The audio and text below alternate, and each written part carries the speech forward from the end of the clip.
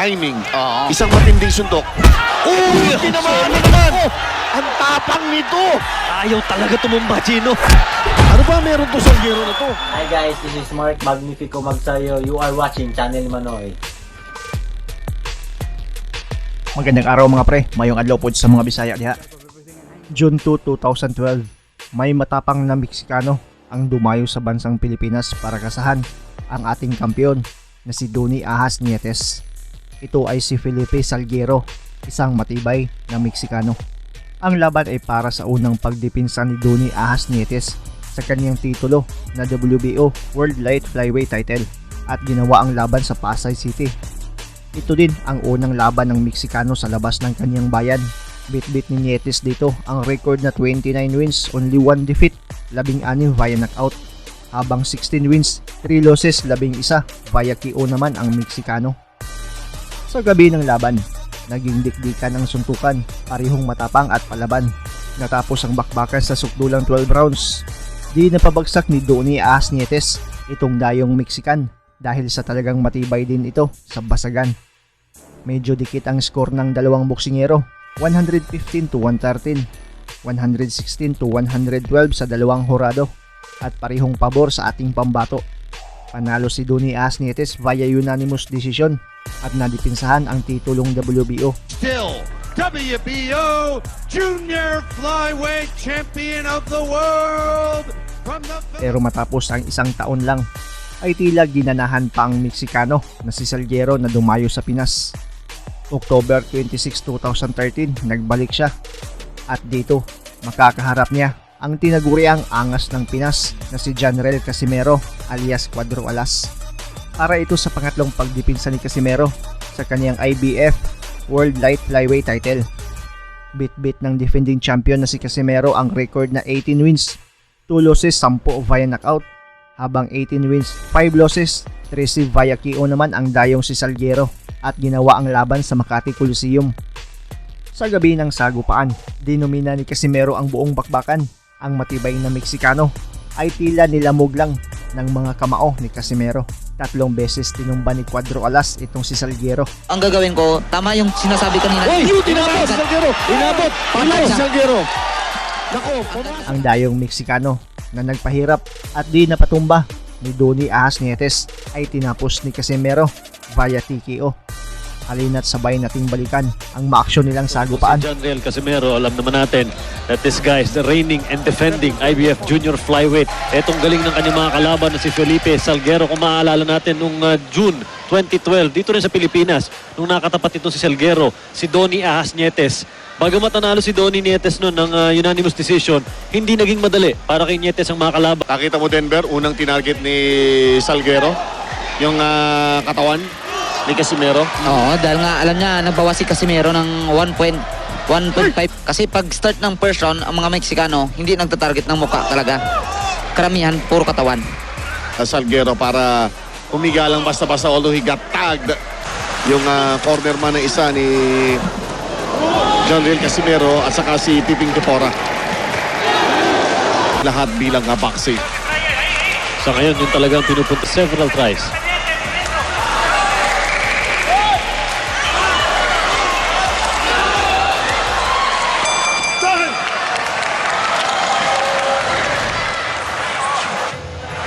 Akala nyo sa Las Vegas silang makikita, ha?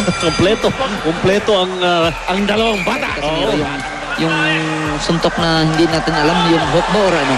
Nasa lubong. Oo. Kumukonekta yung Casimero doon with that right. Actually, pinalalabas sa Mima Dulas doon sa red corner. Dapat siguro silipin ng ating kanya kasing trainer, si Pedrin Mora. Yan ang gustong style niyan. Kailangan i-engage mo siya. Saka sa makikipagpalitan doon siya. Yun ang, pag nagpe-prepare ka dyan, may video na, may YouTube na ngayon, di ba dapat? Kaya lahat ng mga Meksikano na kakalaban ko, natatakot. Bombahan agad Mark yung nakikita natin dito. Kasi tama si Mark, alam ng pagkakaintindi. Sit up ato jab. Jab ta una, sit up na to. Human, tanaw mo ko sa batik tiro ng pag pwede ka kumubirhan. Ha? Kung scorecards kasama kay Denver, parehong rounds natin, rounds 1 and 2 ay sa panig ni Casimero. Sa dalawang magkatapat natin sa ibabaw ng ring. Ganda ng sikwat na yun. Gumagana rin yung jab dito ni Casimero. Oh, maganda na uppercut. Kumonekta yun. Hindi ko nakikita ang senyales na si Casimero ay apektado ng kanyang pagbibiga kahapon ng isa't kalahating guhit. Di pa ready at malaking gastos pasado para i-risk nila ang corona na ididepensa muli nitong si John Riel Casimero at itong ating kampiyon na ito. 23 anyos lang po, originally from Ormoc na si John Riel Casimero. Apektuhan doon sa pagbawas ng timbang. Ito si Casimero hindi pa nag-reflect dito sa ating laban so far in the 4th round. Maaga Maaga pa. makikita natin to pagpalo ng mga 6th round kung Six ano. up. Kita natin talagang yung Salguero hindi talaga talagang pag dumikit katawan kagad. Wala ibang tinatas. Etong si Salguero para kumonekta dahil kanina. Pero kundi butigahin yun. Ayun, no? Tinitira lahat eh.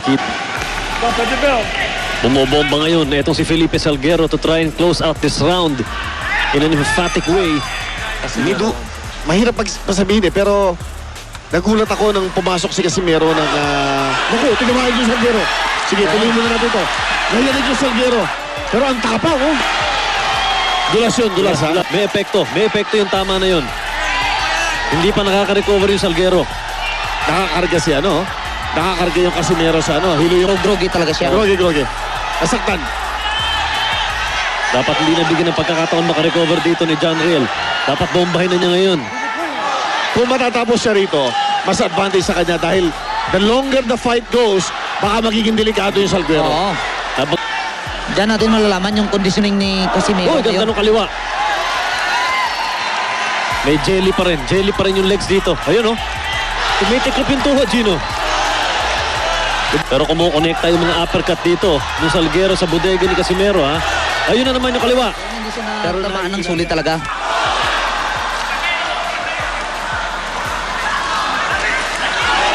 Basta ko si Salguero syempre doon sa kanan. Yun ang Yung ano niya, at saka nahuli ni Salguero to. di. Yun yung question ko kanina eh. Palagay ko iniinda na. Masakit na dyan ito. Napakaraming sinalusuntok. Nakakalaban natin o nakakalaban na pinipili natin na karamihan mga kusinero na pinupulot kung saan-saan. Ito, Sa punto kong ito, nagiging palaisipan pa rin. Kung paano papalusutan ng suntok ito si John Riel. yung 6 onwards, yung pataas. Kasi ayan, no, nakita mo, sa talaga yung tinatago niya ng pilit yung katawan niya. Ibig sabihin, ay mababa na naman. Hindi nakikita niya. Dahil nga yung Tawagan ng referee dito low sa kabila. Nakalisa eh. Oo. Dapat umanggulo siya dito. Alam mo, ang lilit ng kalaban eh. Ang naglalaban eh. Wala sa posisyon. Napakarami nang nailulusot na low blow. Ito si Salguero. Yan, oh. Malalim na Backpedal. hinga. Malalim yung hinga. Backpedal na dito sa... Saka bothered visibly by that shot. Denver, ikaw na boksingero. Shoot ng shoot sa katawan mo. Anong gagawin mo? Alam mo, ang gagawin ko, tama yung sinasabi kanina. Inabot si Salguero! Inabot! Patay si Salguero! Nako, Ang ganda pumasok! ng tama. Ang ganda ng tama. Ang ganda rin pang 2 minuto. Ginusto yun.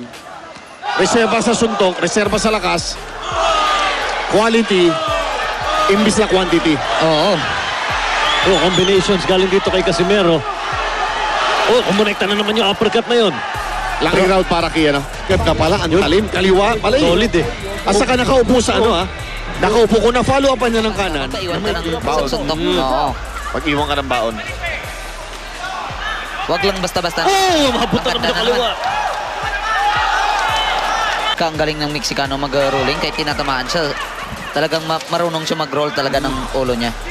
Pinaghandaan. Ika.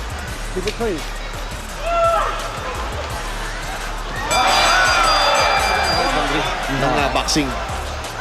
Mexico versus Philippines. At dito talagang respeto kayo sa dalawang panig. Basa, timing, Oo. isang matinding suntok. Oh, tinamaan na naman! Ang tapang nito!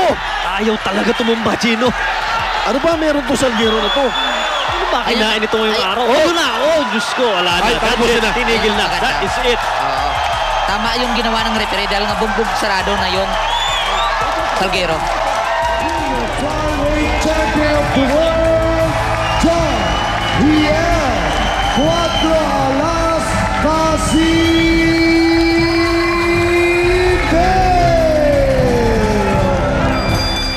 Shout out kay Alejandro Casimero, Armando Jr. Del Valle, B-Mine 014, Nilson Manlubatan, Uni Anchita, Proactive Life with LGC, Narlene Villesa Leda, Joycey Tala Ihalon, Isko Kabian,